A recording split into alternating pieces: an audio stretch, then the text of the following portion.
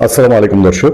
ভারত বাংলাদেশ সম্পর্ক একেবারে শেষ একটা সূত্রের উপরে দাঁড়িয়ে আছে, যে কোনো সময় ছিঁড়ে যাওয়ার উপক্রম। নিঃসন্দেহে দুই দেশের সরকার, সরকারের অ্যাটিচিউড, তাদের নেওয়া বিভিন্ন পদক্ষেপ এবং বেসরকারি পর্যায়ে মানে একেবারে বাক্যবান সেটা থেকে এখন একজন আরেকজনকে অস্তিত্ব স্বীকার করার উপক্রম।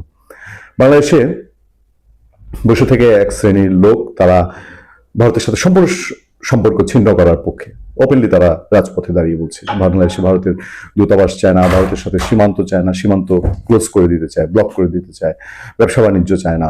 তাদের একরকম একটা ইমোশন, কি ইমোশন বলা যায় এটাকে, যে ইমোশন দিয়ে আসলে নিজের পায়ে নিজে কোড়াল দেওয়ার মতন, ভারতের পেঁয়াজ লাগবে না, বিভিন্ন ধরনের বক্তব্য আপনারা দেখেছেন।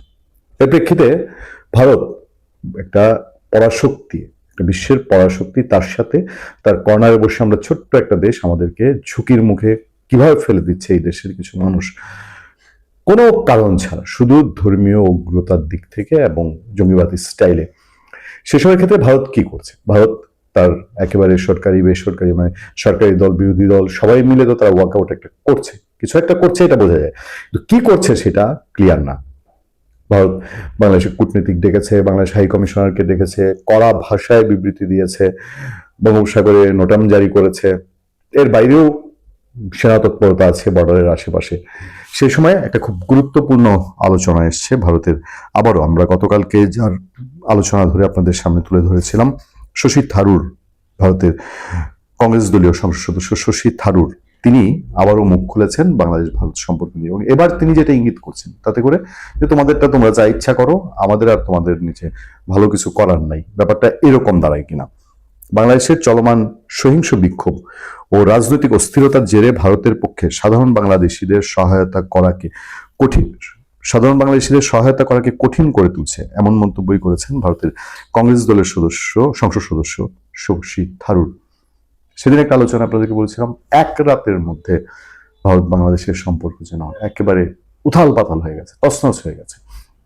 16 ডিসেম্বর বাংলাদেশ হাই কমিশনার দিল্লিতে জাঁকজমকপূর্ণ অনুষ্ঠান করেছেন, ভারতের মুক্তিযুদ্ধকালীন ভূমিকার প্রশংসা করেছেন, সবাইকে দাওয়াত দিয়েছেন, নিজে গিয়ে অনেককে ভারতের গণ্যমান্য ব্যক্তিকে দাওয়াত দিয়েছেন। বাট তারপর দিনে 17 তারিখে সেই হাই কমিশনারকে ডেকেই ভারত তলব করে তার রাগ, ক্ষোভ, বিরক্তি বা তার দুশ্চিন্তার কথা জানিয়েছিল। সেই ঘটনার প্রভাব কতটা, এবং এর পরে ওসমান হাদির ঘটনা নিয়ে বাংলাদেশের রাজপথে যেসব কাণ্ড কারখানা ঘটেছে সেগুলো নিয়ে তোলকালাম কাণ্ড। এ প্রসঙ্গে তিনি সাবেক ভারতীয় প্রধানমন্ত্রী অটল বিহারী বাজপেয়ীর বহুল উদ্ধৃত একটি কথার উল্লেখ করে বলেন, প্রতিবেশী দেশগুলোর ক্ষেত্রে ভূগোল বদলানো সম্ভব নয়, তাই বাস্তবতার ভিত্তিতেই সম্পর্ক এগোতে হবে। ভৌগোলিক অবস্থান তো আর বদলে দেওয়া যাবে না, কিন্তু বাস্তবতার ভিত্তিতে সম্পর্ক যখন যেরকম ভাবে ট্রিট করা দরকার সেটা করা যাবে।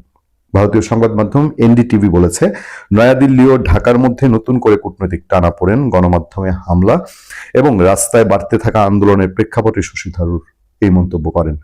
তিনি বলেন, সহিংসতার কারণে 2টি ভিসা কেন্দ্র বন্ধ করে দিতে হয়েছে, যা হতাশাজনক।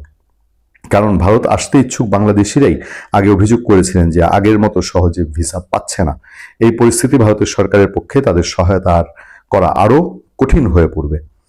ভারত ক্লিয়ার বলছে, তাদের যে ভিসা টিসা দেওয়া হতো ট্যুরিজম, স্বাস্থ্য, চিকিৎসা, এইসব ক্ষেত্রে তারা যে এখন ভিসা আরো 5 আগস্টের পরে যাও কিছুটা স্বাস্থ্য খাতে বা চিকিৎসা ভিসাটা পাওয়া যেত, মেডিকেল ভিসাটা, এখন সেইটাও দিনকে দিন আরো কঠিন হয়ে যাবে বলেই অন্তত শশী থারুরের বক্তব্য থেকে অনুমান করা যেতে পারে।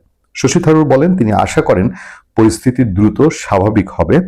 একই সঙ্গে তিনি বাংলাদেশের জনগণ ও সরকারের প্রতি আহ্বান জানান, প্রতিবেশী দেশের সঙ্গে ঘনিষ্ঠ সম্পর্কের গুরুত্ব যেন তারা আরো বেশি গুরুত্বের সঙ্গে বিবেচনা করে। বাজপেয়ীর বক্তব্য উদ্ধৃত করে তিনি বলেন, পাকিস্তানের প্রসঙ্গে যেমন বলা হয়েছিল, ভূগোল বদলানো যায় না, ভারত যেখানে আছে বাংলাদেশও সেখানে আছে, তাই একে অপরের সঙ্গে কাজ করতেই হবে। পাকিস্তানের রেফারেন্স দেওয়াটা এখানে আরো বেশি সন্দেহ নিশ্চয়ই উদ্বেগ করে। তিনি আরো বলেন, নয়াদিল্লি খুব সতর্কভাবে পরিস্থিতি পর্যবেক্ষণ করবে। এমনিতেই তো ঠান্ডা মাথার খেলোয়াড় ভারত, সবকিছু রিয়াকশন দেয় খুব ঠান্ডা মাথায়। থারুর জানান, ঢাকায় নিযুক্ত ভারতীয় কর্মকর্তারা সরাসরি বাংলাদেশি কর্তৃপক্ষের সঙ্গে যোগাযোগ রাখবেন এবং পরিস্থিতি শান্ত করতে যা কিছু সম্ভব তা করতে অনুরোধ জানাবেন।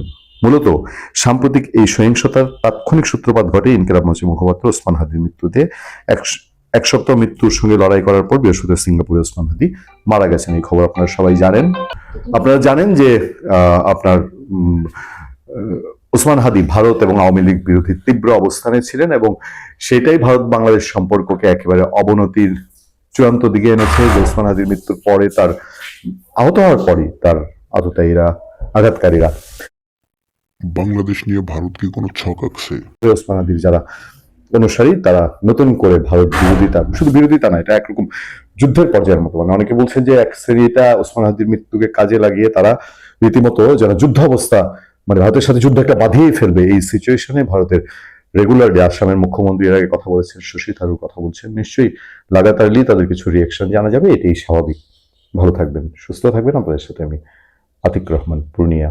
সরি টু সে, লাগাতারলি এক টাইপের একটা একটা চলতি ইংরেজি শব্দ ব্যবহার, চলতি বাংলিশ শব্দ ব্যবহারের জন্য